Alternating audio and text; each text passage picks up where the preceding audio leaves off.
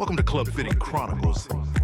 Greetings and welcome to another fine edition of Club Fitting Chronicles. You're stuck with Gene today for our first episode of 2025. Why are you stuck only with Gene? Well, because we've been doing this podcast for about the last two and a half weeks. First of all, my students gifted me with bubonic cough. And every 10 to 15 words that I would say, I would start to cough, and I would cough and cough and cough. Not a great way to make a podcast. So then Josh decided he wanted to have that, and he ended up not only having bubonic cough, but he also lost his voice, which makes it even funner to try to do a podcast. On top of that, Josh is back to school. Semester started. He's been working 40 hours a week, plus he has golf team obligations. So between all that, he has no time in the next couple of weeks as he's getting into a new semester. And so he said, Gene, why don't you do it on your own? I said, well, okay, I guess I have to. So this episode, we're going to be talking about self-fitting. I've been getting a lot of emails lately about asking questions about what should I do? How do I find a fitter? What if I can't find a fitter? All kinds of things like that. And so we're going to kind of go into how you could self-fit if you have the desire, if you have the time, if you have the tools possibly to help you to make it a little easier. First of all, the original plan was I was going to build a club and talk about how you did that. And we weren't going to spend like hours. We were going to spend a few minutes on that. If that would be of value to you, please let me know. I know there are plenty of places online that you can get that information. And if you don't need me to do it, that's fine. If you already have an opportunity to learn somewhere else. But if it would be helpful, if you think I would have some insight that you would want to know, please send me an email and let us know. So, a couple of things for the starting point. The starting point being, we have talked about this in many episodes, looking at your own tempo, transition, and release.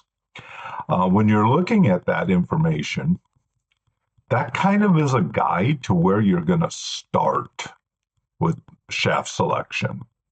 And one of the things that I often hear from golfers, whether I'm out on the golf course or golfers, through the internet, sending emails to this podcast, but I can't get the big guys' heads and stuff. The thing you have to understand, they're a hunk of metal. They have a center of gravity. There's a place for you to put the shaft in. There's score lines usually so that the dirt has a place to go. But it's not like they have something that's a miracle that will do something that nothing else on the planet will do.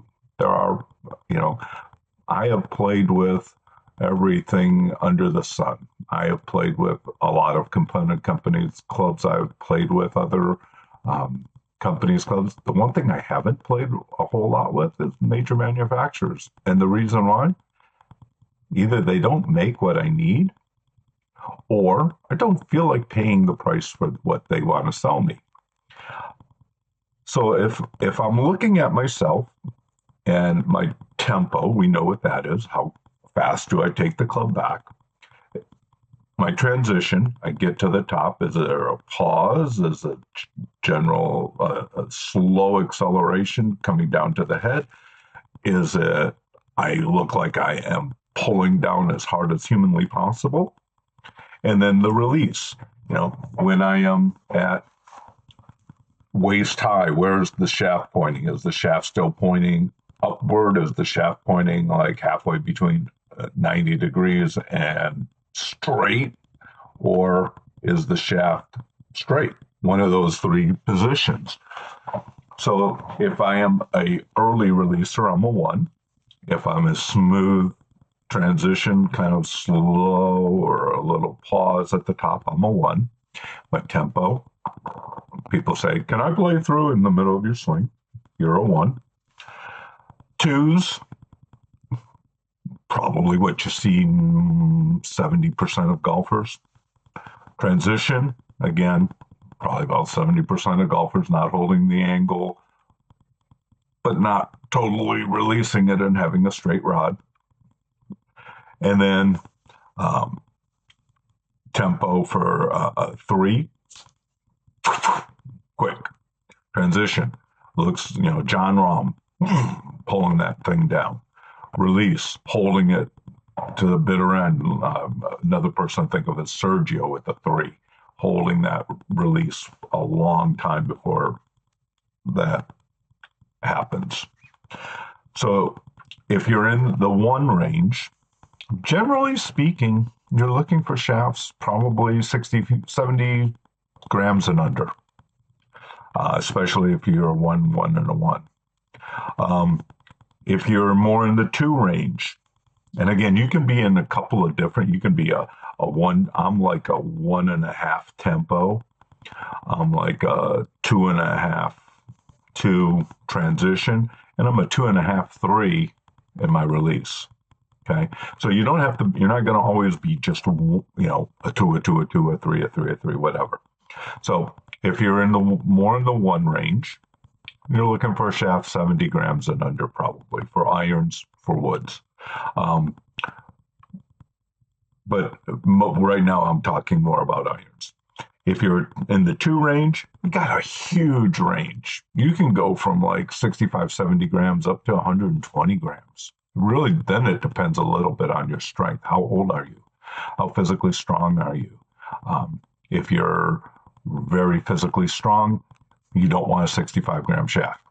On the other, it'd be like swinging a plastic baseball bat versus a regular baseball bat. On the other hand, if you are very strong, you are very weak, you do not want a 125, 30-gram shaft. It will just feel too heavy. You'll be exhausted by the second hole. And if you're a 3, you just bump up the bottom number a little bit. The lightest you're probably looking at is maybe 80, 85 grams. So it kind of gives you a starting point, okay? The other characteristic that goes with that, if you are more in the 1 range, you're looking for soft tips, soft butt ends, okay? It tends to feel better. It's not a mandatory thing. It just tends to feel better for those type of golfers because you're not putting a lot of stress on the shaft. Somebody in the 2 range, probably mid-tip, probably butt firm, but mid stiffness. And again, it's not that you need it brutally stiff because you're not putting a tremendous load on it, but you are putting a little bit of load on it. So you do need a little stiffness. Otherwise, it will tend to feel like it's getting away a little bit. You'll feel like it's wobbling on the way down. And the same thing with the 3. If you're a 3, you want it tip firm. You want it the butt end firm. Unless you are unusual and you like to feel like the thing is just going out of control, it's whipping into the club or into the ball. And you like that feel? Great. Then you can go with a little softer.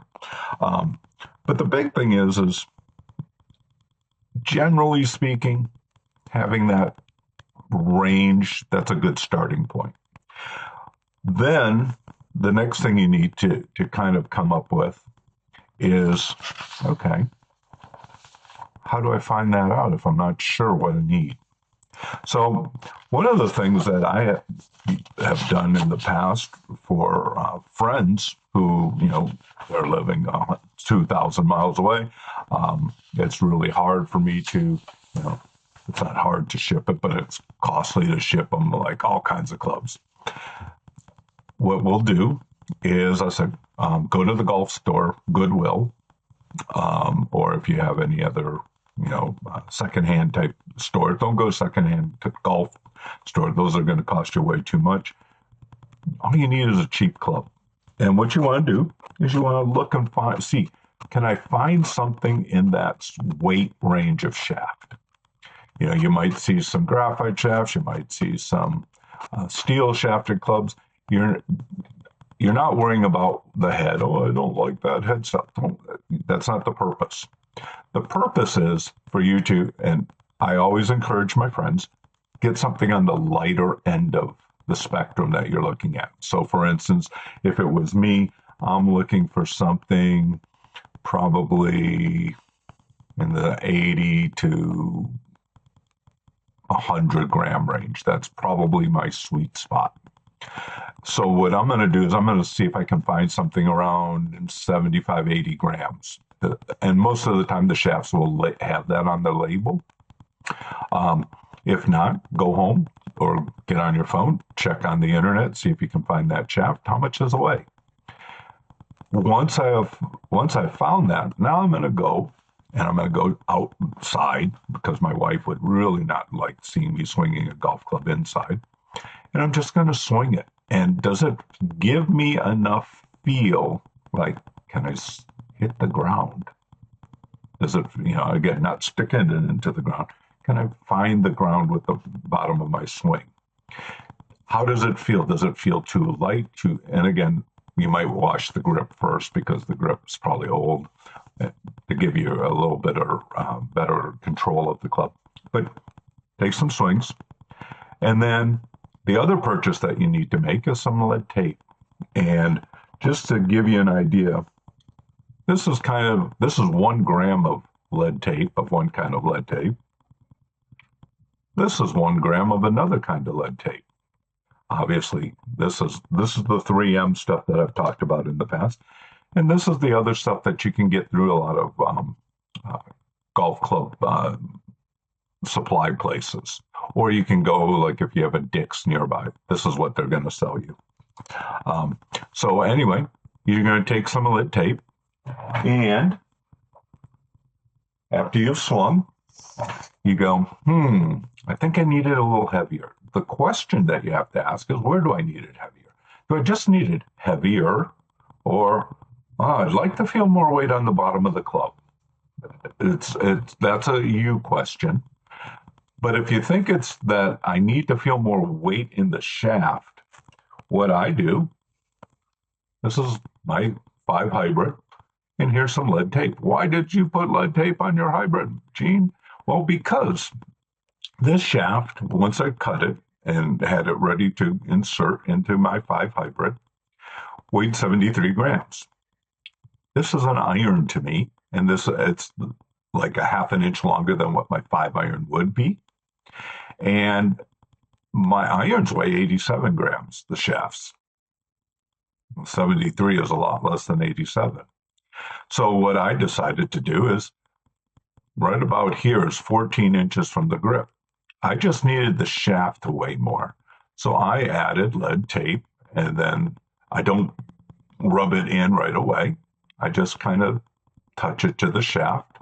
And then I take some, not big swings, just how do I like that feel? And again, most golfers think, I'll never tell the difference. Well, you can tell the difference in everything else in life. You can tell whether you like these shoes or those shoes. You can tell whether or not you like the way these pants feel or those pants feel. Do I like the way this shirt feels or a different shirt feels? We can do those things. You can do that with a golf club. Again, you're not going to do it to the level of a tour player. I have seen, for Christmas, I got extension for my headset so that I don't choke myself. But I have seen tour players, clubs, and there's lead tape everywhere.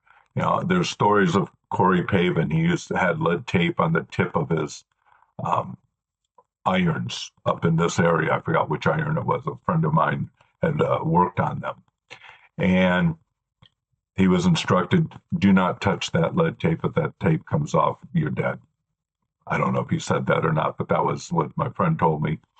But they have feel that you and I do not have, because they hit thousands and thousands and thousands and thousands and thousands of golf balls where we don't. And, tour players, a lot of them can tell you, the seam on the tape is right here underneath the grip. I can feel the seam. I've shared with you Lee Elder. I used to work on his clubs, and I could put tape down to about 2 inches from the top of the club down. If it was 2 1/4 inches, he would look at me and say, Gene, this one has extra tape on it. I would I could touch all of it. I didn't feel it, but he did. But most of us, since we don't do this for a living, we don't have to worry about, if I had moved it a quarter inch down, it would have made all the difference in the world and I'd be on tour. That's not going to happen for most of us.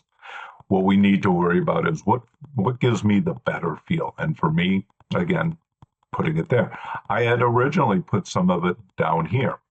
It just made the head heavier, and it made me feel like I was swinging a stick with a rock on the end of it. I didn't want that feel.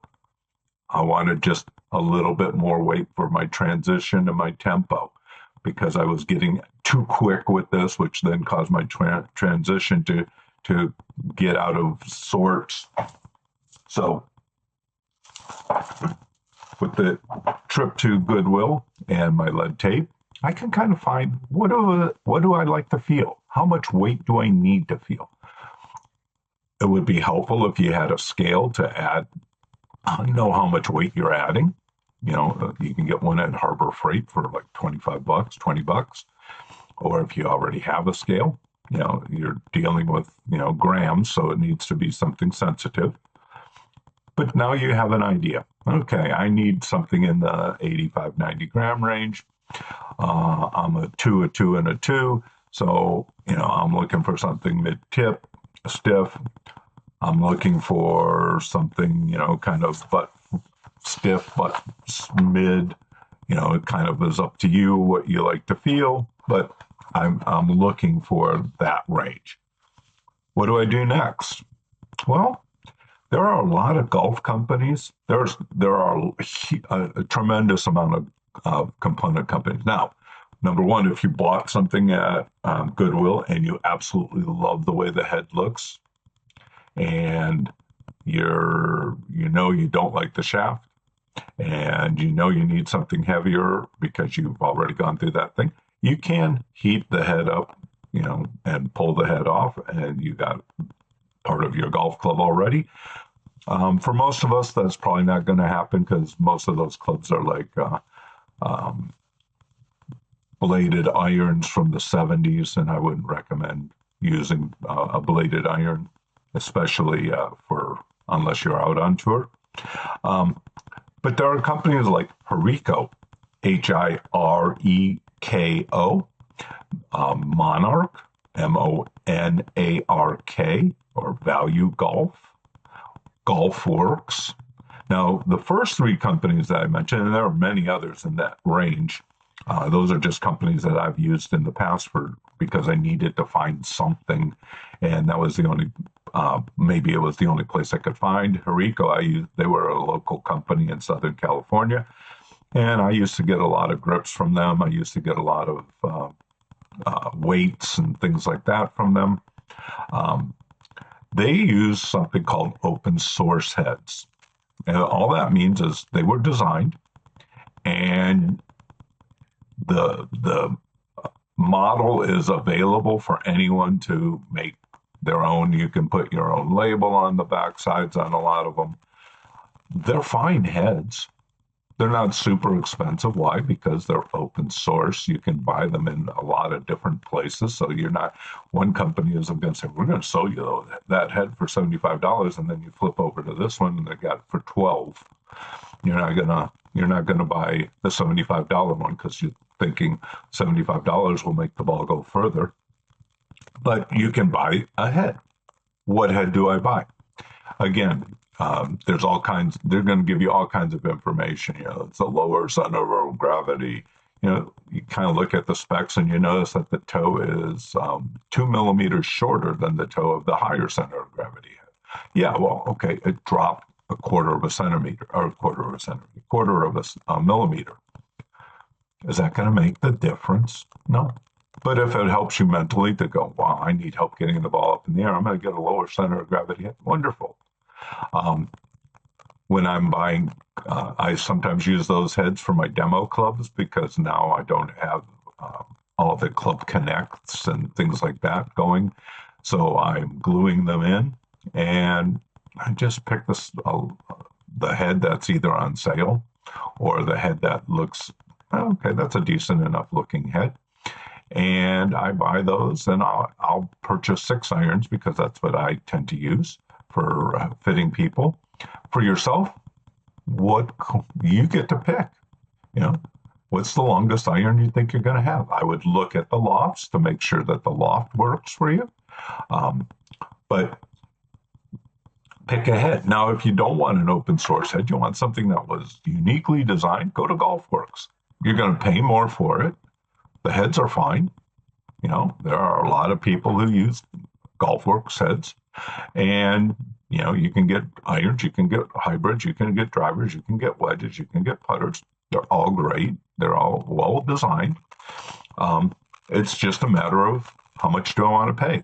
This is if I'm just simply looking for what is it that I tend to like versus I want to build my own set of clubs. And again, there's nothing wrong with building your own set. It's just, well, what do I want to spend? And again, remember, the golf ball will never ask the club head the question, how much did you cost? So I know how far I'm going to fly. Doesn't work that way. Center of gravity, loft, weight, you know, they're all made well. They're made in the same foundries that the other clubs are made. The workers don't go, hey, let's get the cheap metal that will fall apart and pour it into these molds. No, they don't do that. It's simply a matter of, you know, the major manufacturers are paying, I don't know, $400 or $500 million in advertising. The open source clubs, they're paying $0 in advertising, so they don't have to make that up. Same thing with GolfWorks with the original design. They're not, the heads aren't super expensive, but they will be more expensive. And it's simply, again, they're not as expensive to build a set of those as it would be to build a set of, you know, getting Titleist or TaylorMade or whomever.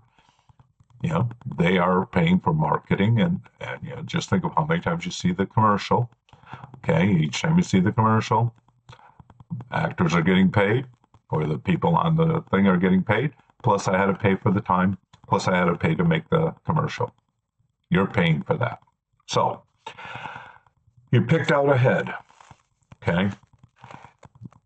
There are other component companies. If you have a business or are thinking of starting your own business of building clubs, again, by a business, I don't mean like I build one set of a year. I mean, I'm going to be buying and selling because that's what the companies are going to be looking for. How much are you going to be purchasing? What are you going to sell these at? Because they do not want people underselling their other people. They usually have map pricing. You gotta at least charge this much for these heads. Again, they're protecting their own brand, and they're also protecting others who are in the business. It used to drive me nuts when I'd get people who come in and go, "Yeah, I got these from my the internet, and I paid $37.95 for that wedge." And I'm looking at the head and go, let's see, the head costs $20, the shaft costs $9, and the grip costs $2. They didn't make a whole lot of money, but they're killing everybody else who's thinking about selling that club for $60, or that was the map price on it, $60. So you need to understand that just because they're less expensive doesn't make them cheap. It makes them less expensive, and they can work just as well as anything else. I have somebody I built a set of irons, open source irons, and he has now sold off his pings because he likes these way better than his pings. And he had 3 different sets of pings, and he's just not using those anymore. Now you have to pick a shaft. Now you had that shaft, you figured out what the weight range is. You go online, same place you're buying the head, you can buy shafts. The cost of the shaft, it's kind of like the idea of the cost of the head doesn't make the ball go further. The cost of the shaft doesn't make the ball go further. All the shaft, most club designers, if you talk to them in a room and you turn off, promise not to have your cell phone on to record or anything else and taking notes. And, they can suck all the information out of your head as you walk out the door. Most of them will tell you they look at the shaft as a spacer. Keeps the head from getting closer to the grip.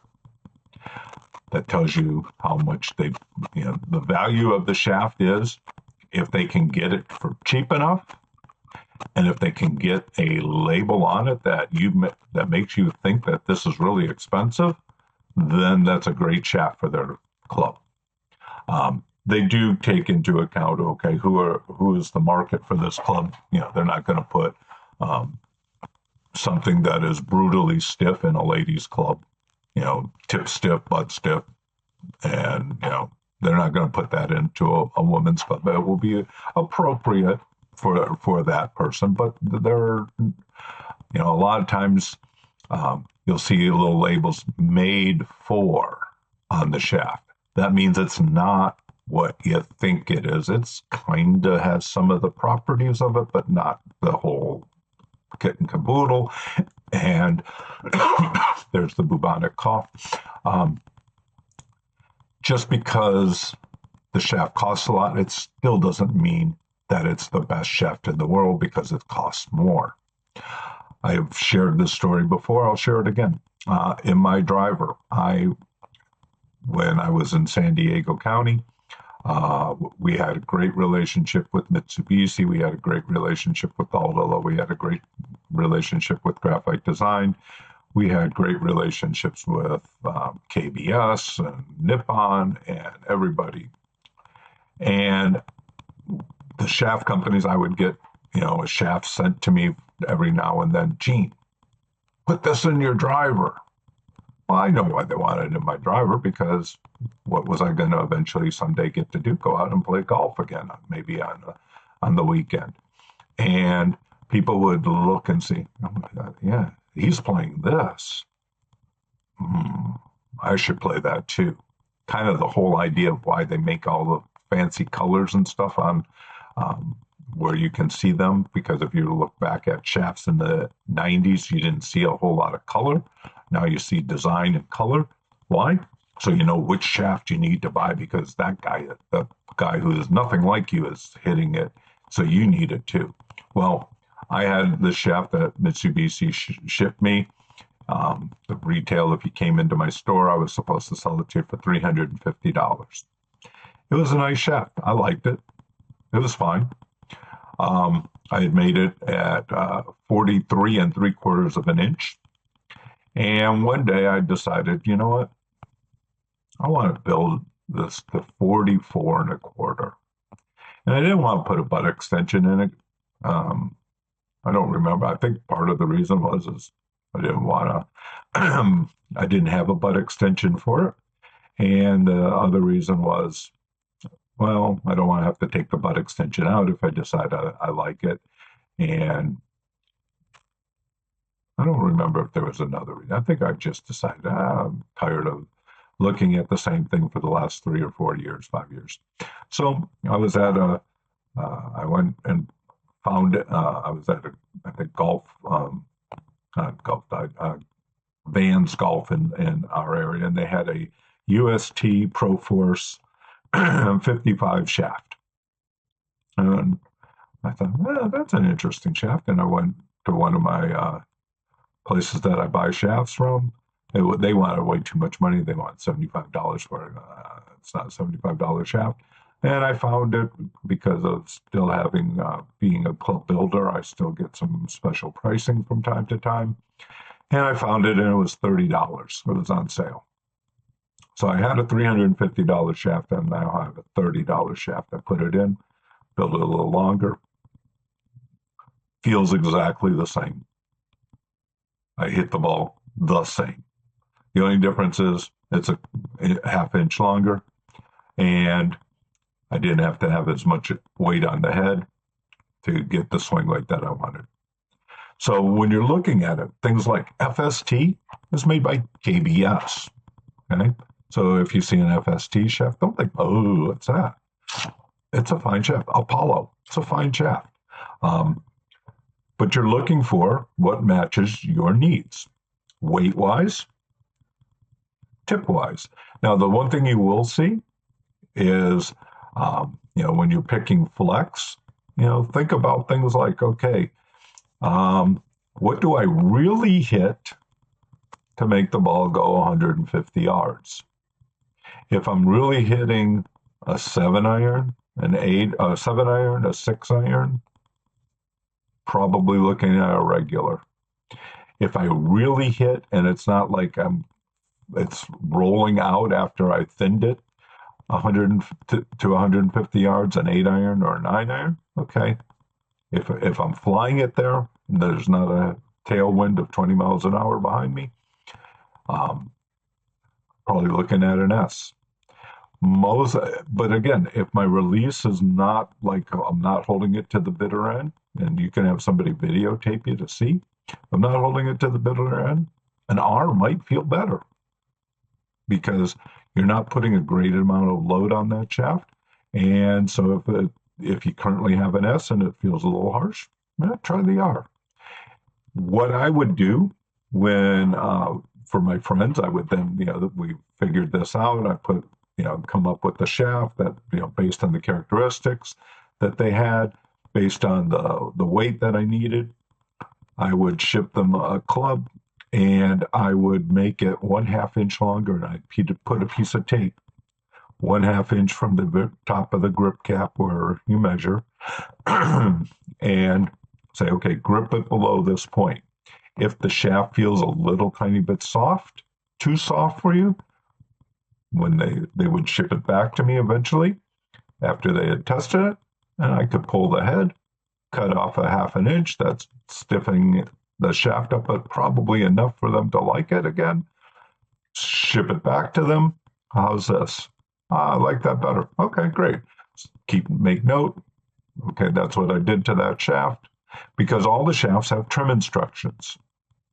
If it's a parallel tip shaft, that means a 370 shaft, which is what all the heads are going to be if you're buying them online, except for Mura.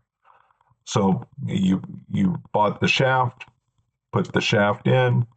Now for swing weight, just put lead tape on the back of the club. Now I get asked a lot, where should I put the lead tape? And all I say is on the back of the club.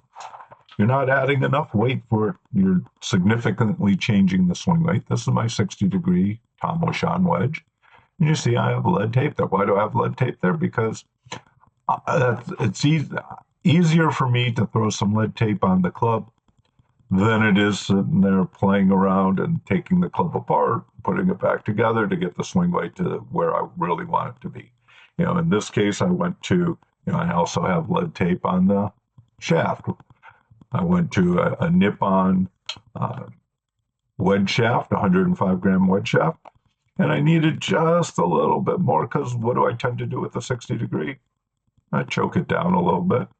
I just needed to feel a little bit more of the middle part of the club. I could feel, because of the lighter weight, you tend to feel more of the head. Well, with a wedge, I like to feel more weight in the total club. Here's another. See that beautiful way I just stick it on. I'm looking for where can I put it where it's not going to fall off, where I'm not going to cut myself. And then I take like a plastic pen, golf pencil, whatever, and rub it in. Once I'm satisfied that that's what I want to feel. Does it ever come off? Yeah, maybe every 4 or 5 years if you put it on well. Don't pick at it and things like that. I've never had an issue where it's been a big deal. I had an issue after about 5 or 6 years, and I had some lead tape that started to come off. But again, I'm lazy. I just stuck some more lead tape on it to hold the lead tape on, pulled a little bit off. Eventually, I went back and got my swing weight scale out and got it to where it was supposed to be. I could tell it was close, but I didn't have it. It wasn't exact. But again, the shaft that you pick, the more important part to me is the weight. As long as tip stiffness, but stiffness is in the range that's acceptable. Things like if I am looking for a 70-gram iron shaft or graphite shaft, the iron or steel or graphite, it's a not a significant. It's not going to make the ball do something different. Generally speaking, whenever I go light, especially if I go light in steel, it tends to have people would complain about the vibration feel. It's, you know, they didn't care for super lightweight steel. Plus, it's very soft, very flexible. Where I can get a 70-gram graphite shaft and I can get it a little tip stiffer. It's hard to get something mid-stiff in a 70 grams or 75-gram steel shaft, but it's easier to get something like that in a graphite shaft. The biggest difference, and again, I have my Wishon 771s with a Wishon graphite shaft, the black iron shaft. It's an 85-gram shaft. The only difference between it and my Nippon, I can tell where I hit the ball on the face with my Nippon. The graphite shaft, it's harder for me to tell. Did I hit that a little bit to the toe side? Did I hit that a little bit to the heel side? I can look at ball flight and see that, but I can't feel it as much. Okay, I don't have that sense because it doesn't travel. The vibrations don't travel up a graphite shaft. I was playing with the graphite shafts recently because I was starting to get a little tendonitis again in my forearms. And so I put the graphite shafts and I would work on my swing with the graphite shafts at the range because I didn't have to worry about the vibrations. I'm hitting 80 shots. I don't have all the vibrations adding to the discomfort of the tendonitis. When I played regular round of golf, then I put back my steel shafts. They feel the same to me. The only difference is the vibrations. Let's see, what else do we need to know? We got to pick out a grip. And if I am wondering, well, what size grip? We have talked about before when I am looking at fitting a grip, I'm looking at that right there. You notice it just barely comes to touch. That's good. Looking at this hand, okay? Just coming to touch, barely, okay? Most of the time when I relax my fingers, it's just off of that. I could probably stick a piece of paper between them. So if I need to know what size, you're measuring from here, the tip of your finger. Get that in inches, then measure from the tip of your longest finger to the base. And there are all kinds of charts online that you can go to figure out, well, what size is that? Most grips are going to be a 600 core. Most shafts are a 600 core. So if you find out that you need to be a plus 132nd, that's 2 reps of tape. If it says if you get it in decimals, which is all makes it way easier. If it's a 0.94, then that means you need 4 reps of tape. And you just put 4 reps of tape, put the grip on. Again, if you would like me to do a video, and it would be fun to do it with Josh, building a club, we won't have you watch us watching it dry and things like that, but just going through the steps, we can do that. But let me know that that's something you guys need. Let's see what else. So now you've finished your club. You're happy with it. It's staying together. You bought some epoxy. Don't use Elmer's glue. Don't do that. Or don't use JB Weld. Use epoxy. You can buy it at the same place that you're buying the head and the shaft through. Quick story, I was in Texas. I was going to a school at Golfsmith. Got there a day early. Well, not a day early. I probably got there 12 hours early. Had nothing to do, so I went out to play some golf. And I was paired up with a guy. And then we were talking, what are you doing here? You don't talk like we do. You ain't from around here. Oh, no, I'm out here for to go to a golf school at Golfsmith. Oh, I don't believe in that stuff. I build my own clubs. I just built these. The first time I ever built a set. Oh, well, great. Well, what did you use? And he was showing me the heads. And I said, oh, what kind of epoxy? I didn't use epoxy. I used Elmer's. I backed way up. I'm looking at, okay, where's he going to practice his swing at?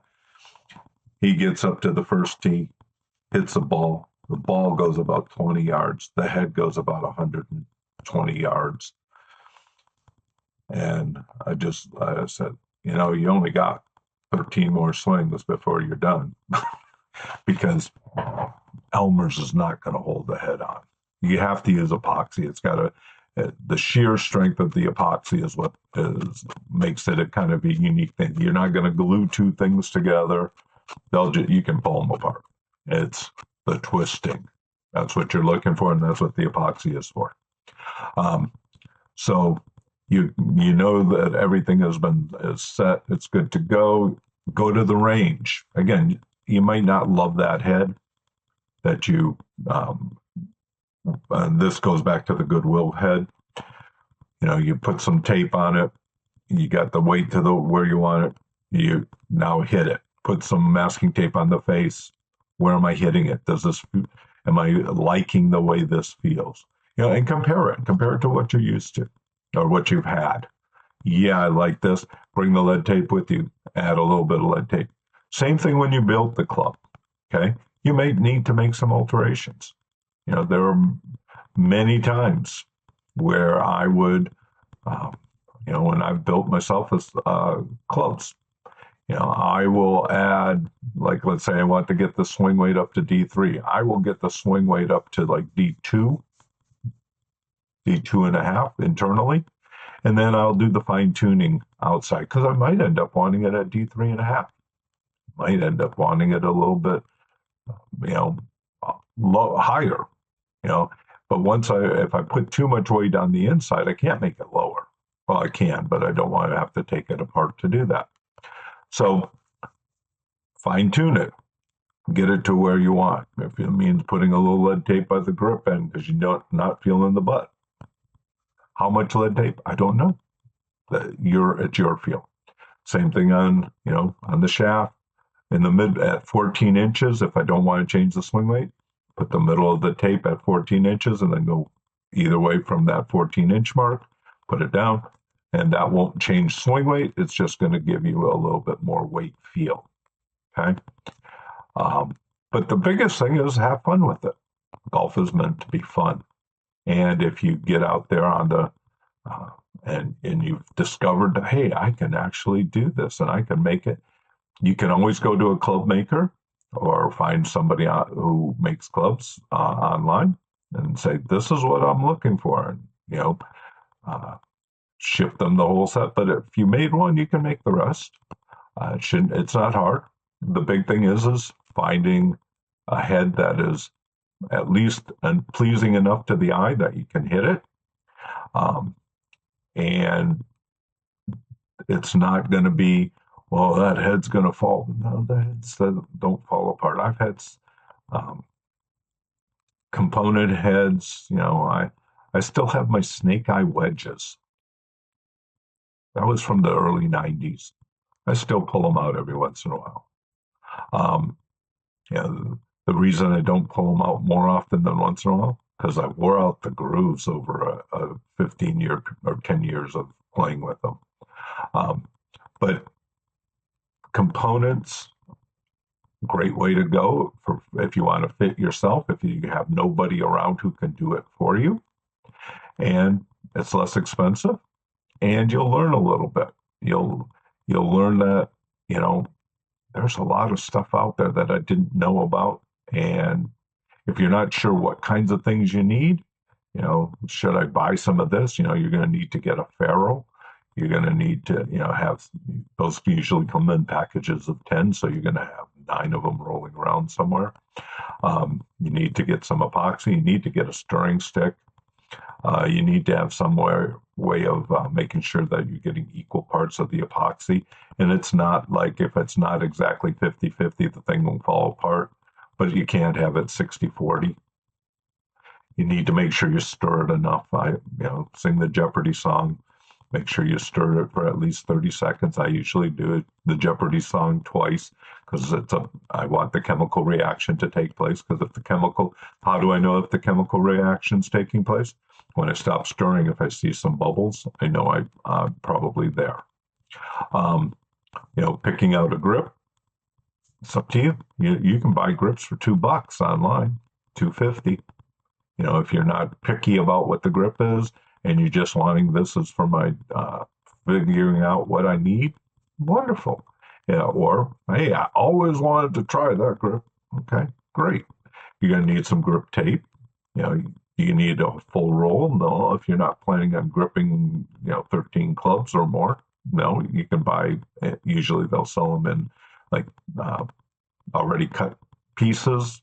Usually you get about 10 or 12 of those, 13 of those, but the less expensive usually than the roll. If you think, well, I might want to do it, then buy the roll. But have fun with it. And if you have questions, feel free to ask. This is kind of the busy season for me with school, and I'm going to Southern California in a couple weeks to make a video with Adam Porzak, who was on our podcast a couple months back. We're returning the favor and going over there, and I'll share about that after we've done it. We're doing it over, I think, the 15th of February. Josh says goodbye and hello and all that kind of stuff, and wishes he was here, but being swamped with school, golf, sickness, and everything else, he's not able to do that right now, but he's hoping to get back to being here in February.